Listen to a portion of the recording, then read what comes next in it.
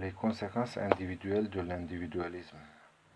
Le point de vue individuel, cette situation pose le problème de morale. L'idée dominante, notamment parmi les jeunes, est que chacun a le droit d'organiser sa vie comme il l'entend, de choisir ses valeurs, personne n'ayant réciproquement le droit de contester les valeurs d'autrui.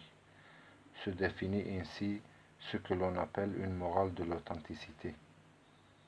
Il importe d'être sincère envers soi-même et de chercher en soi-même son propre épanouissement. Toutes les options se valent puisque c'est le fait de choisir qui a une valeur en lui-même. Le fait de pouvoir changer de situation sur le banc des femmes, le fait de zapper en se laissant guider par sa fantaisie, sans chercher a priori, à savoir ce qui, dans l'absolu, devrait correspondre à un idéal esthétique ou éthique. Cette conception présente des risques de dérive et se trouve confrontée au paradoxe de l'individualisme. Les risques sont le relativisme et le narcissisme, avec pour conséquence une certaine angoisse existentielle.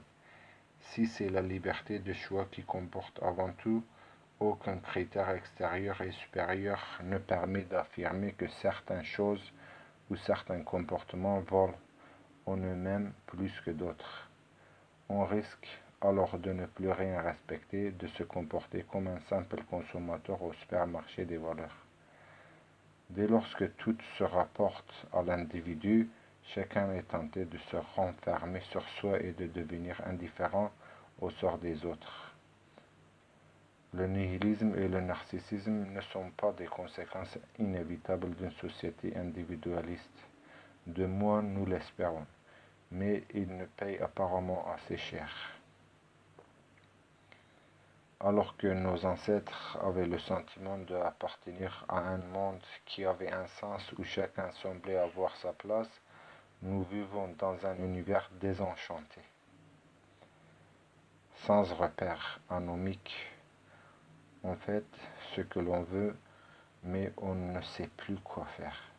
Ce type de société a incontestablement un versant positif, l'émancipation, mais un poids physique. Il pèse lourdement sur chaque individu, contraint de trouver seul des réponses aux questions métaphysiques. Pourquoi la maladie, la mort, le départ des êtres chers?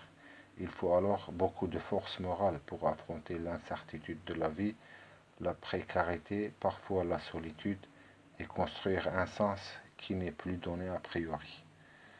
Le paradoxe, c'est que cet individu qui se prétend autonome et en quête perpétuelle de reconnaissance, il vit sous le regard des autres et ne s'estime lui-même qu'à proportion de l'estime que les autres lui témoignent. Il affecte d'être indifférent, mais il est tourmenté par l'envie. Il consacre beaucoup d'énergie à se distinguer de ses semblables, mais ne fait souvent que imiter des modèles. Ce paradoxe nous ramène aux conséquences sociales de l'individualisme.